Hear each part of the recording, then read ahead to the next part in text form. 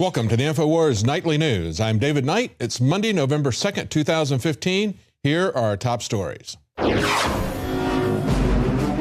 Tonight, the elite says global warming is an environmental catastrophe, and now is the time for science-based action. This is a job for the Earth League. Meanwhile, Bill Gates says socialism will save the world. Then, if you're planning to give yourself and your family the flu shot this year, you might want to think twice. Here's what they're not telling you about the flu shot. Perfectly healthy girl 9 paralyzed by flu shot, family claims. Plus, I will not put American boots on the ground in Syria. that was then, this is now. We're conducting such missions directly, whether by strikes from the air or direct action on the ground. Obama flip-flops on boots on the ground in Syria. All that plus much more up next on the INFOWARS Nightly News.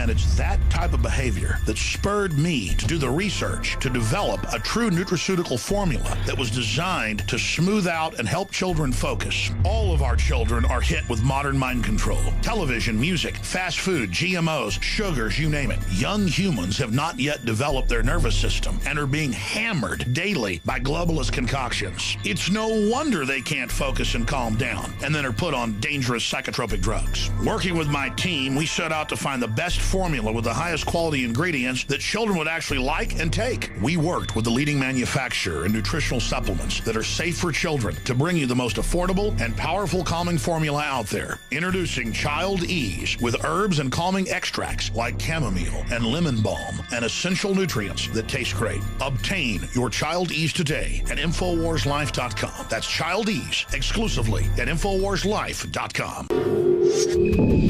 It's no longer necessary to try to infer or deduce how global governance is going to come to us. Global redistribution of wealth and a global control is now being presented as it's never been presented before. Never more overtly, never more in the open than it is being done this year with climate change. Now, of course, these people tried 6 years ago at the Copenhagen summit, and they failed. And they've been working on this agenda ever since. Let's take a look at the Earth Statement, and we're going to talk about who this comes from. It says, this is the year of opportunity for a sustainable future. They say 2015 is a critical year for humanity. Our civilization has never faced such existential risks as we are now faced with. And I agree with that, but I disagree that the risk is coming from man-made global warming. It's coming from global governance. But this is how they're going to bring it to us. I've been plotting this for the last 6 years. They say 3 times this year. World leaders will meet to set the course for decades to come. In July 2015, heads of state meet to discuss financing for development. In September 2015, the UN Sustainable Development Goals will be adopted, and they were. We'll talk about those later. In December 2015, which is coming up, 1 month, nations negotiate a new global climate agreement. Decisions made in this single year will be the legacy of our generation. How true. And yet most people don't realize what the purpose of this is or how it is coming to us. It'll probably be enacted just like the Trans-Pacific Partnership by executive decree, pretty much. That's what they've done with the fast tracking of treaties. It'll probably be done during the holiday season so that people don't really look at this. But let's take a look at where this Earth Statement comes from and the man at the center. Look at this picture of the Earth League. This is from an article in May of this year. A call for science-based action. If you look at that picture, you will see Prince Charles at the center. But he's not the man in the center. The man who is really in the center of this is the man that's off to his right. John Schellenhuber, the German scientist. This man is essentially the Henry Kissinger or the Zbigniew Brzezinski of this movement. He is the guy behind all of this. He's put this out. He was at the core of all of the talking points 6 years ago. And now we see this year he has surfaced not as being behind Prince Charles, but really being behind the Pope and behind the Pope's encyclical earlier this summer to push global governance and now redistribution of wealth using government, global government. That's what they're coming at us with in this, this upcoming conference. Pope Francis appointed a population control extremist to the Vatican post. And this is, again, going back to July. This is the Breitbart article on him. It's nothing but a twist from 2009. It's the same agenda, the same Schellenhuber. This is a guy who is now behind the Pope and not Prince Charles. They need a kindler, gentler face than Prince Charles to sell this, and they need to sell it on a moral authority. But look at what they were selling. This guy, of course, has been appointed to the Pontifical Academy of Science. He was a key writer of this encyclical. He was also one of the 4 official presenters. But back in 2009, at that Copenhagen climate conference that we just talked about, the one that failed to get global governance, he said that we had only the capacity to carry 1 billion people on this planet. So this guy is a radical depopulationist. How are they going to sell a moral agenda? Well, of course, you got to get rid of these people somehow. I thought it was interesting that just this last week, as China got rid of its one-child policy, we had a Boston professor, I mean, where else would they come from? Sarah Conley saying that we need a one-world child policy. And of course, that's what's ultimately going to happen if you pursue a policy of depopulation. That is what these people are after. That is what the Pope has embraced, a one-child policy. And listen to the way she puts this. She says, even having 2 children, the replacement value for the population, as the new Chinese policy allows, is likely to be too many children. By the time the birth rate stabilizes, the global population will be at unsustainable, that's their favorite word, unsustainable, or it is sustainable, unsustainable level, so we don't have a right to so many children.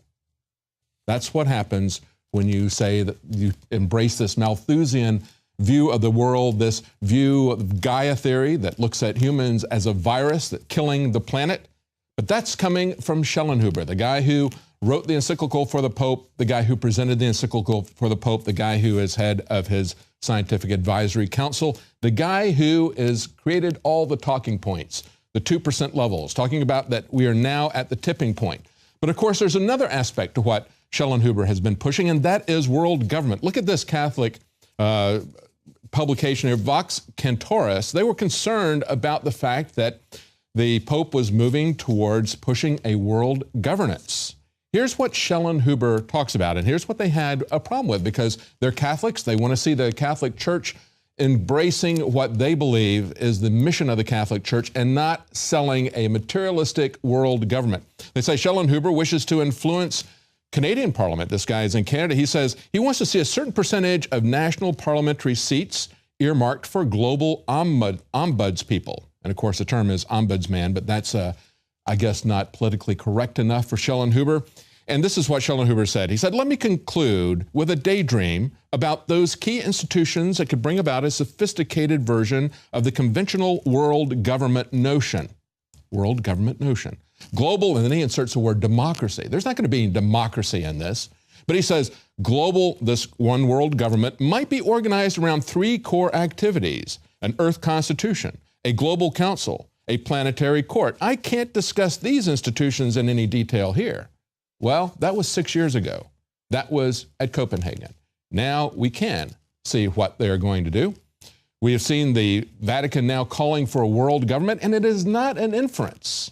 It is not anything that we have to imply from this. This is now being explicitly stated. Listen to what the Vatican said. This Pope, these measures ought to be conceived as some of the first steps in view of a public authority with universal jurisdiction. That's world government, folks. As a first stage in a longer effort by the global community to steer its institutions towards achieving the common good. He is selling global governance, global socialism. And he goes on to clarify this. He says the primacy of politics is over the economy and finance. Understand that what he's talking about here is politics over economy, politics over finance, politics over private property, politics over individual rights. That is essentially what he's talking about when he's pushing global socialist world government. Now, the actual agreement, I give credit to the New American for discovering this. This was on October 31st. This is something that came out on Saturday. Stealth agenda, new UN tribunal to judge U.S. for climate debt. And the only thing I disagree with is that it's a stealth agenda. It's not a stealth agenda except to the people who refuse to listen to what's going on. The people who won't pay attention, who are preoccupied with other issues. They point out the official draft text of the climate treaty for the soon-to-start UN Climate Summit in Paris, that's the one starting in less than a month, proposes to establish a global Supreme Court. There you go. Now we can see how this is going to break down. That would rule on issues like climate justice, climate finance, technology transfers, climate debt. Let me read to you some of the issues from this. Now, this is the actual draft agreement that I'm looking at here. They say, in terms of setting out their goals for this agreement, they want to recognize the intrinsic relationship between climate change, poverty eradication, and sustainable development. In other words, this is a war on poverty effort, always being used to sell a redistribution of wealth. They say they want to emphasize the need for universal sustained action by all to respond to the urgent threat of climate based on the best available scientific knowledge. And of course, they reference the UN IPCC, which has been putting out a lot of non-scientific conclusions based on this information. But let me read to you the actual article where they talk about establishing a world court. When they talk about facilitating implementation and compliance, in other words, how are they going to enforce these things that they agree to in this upcoming climate change? Well, they say they have two options. The second option is, and one of them is kind of a little bit voluntary, but the second option is the one that you need to be concerned about. They say an international tribunal of climate justice as a compliance mechanism hereby established to address cases of non-compliance of the commitments of developed countries in terms of finance, technology, development, and transfer, and the development of an indicative list of consequences taking into account the cause, type, degree, and frequency of non-compliance. In other words, what they're going to do is create a massive bureaucracy, kind of like what we've seen here in the United States with the EPA or the BLM, with the same kind of abuses, but it will be from a global governance standpoint. Now, listen to what they talk about further on when they talk about how this is going to be enacted. They say the composition of the compliance mechanism will be based on geographical representation. It'll have representation of the least developed countries and small island developing states. It will comprise 12 members. Understand, this is going to be a board with 12 members that will rule the world, and that's what they will do. And they will enact their decisions based on a 2/3 majority. They go on to say an enforcement branch will be there for developed countries and a facilitative branch for developing countries. Do you understand the difference? The developed countries are going to get the iron fist. They're going to get enforcement. The developing smaller countries are going to get help. They're going to get facilitation to help them along with this. And that means subsidies. They're going to transfer your wealth. We talked about this as being a redistribution of wealth that's from the richer countries to the poorer countries. That is what this is all about. They say the role of the enforcement branch will be to review compliance and commitments made by the developing countries. The enforcement branch may recommend actions that a developed country party should take. So you're going to get the cops on the developed countries, but the other guys are going to get the soft hand, the subsidy. The role of the facilitative branch will be to assist them in finding ways to incentivize their efforts to meet these commitments. In other words, what we're going to have is an American government that borrows even more money from the banks and then turns it over to these small groups or to the World Bank and then borrows it back again a second time. But we will get the iron fist.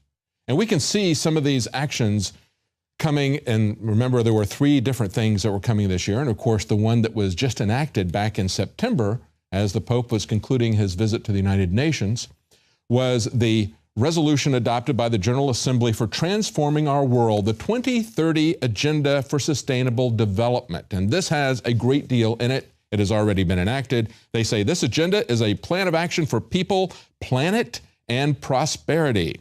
It will eradicate poverty in all of its forms. It is the greatest global challenge and an indispensable requirement for sustainable development.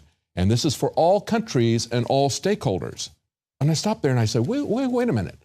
All countries, that should be inclusive enough. Why do we have all countries and all stakeholders? Well, folks, because it's the stakeholders, the ones who really own everything, that are going to be making these decisions. It's not going to be global democracy. It is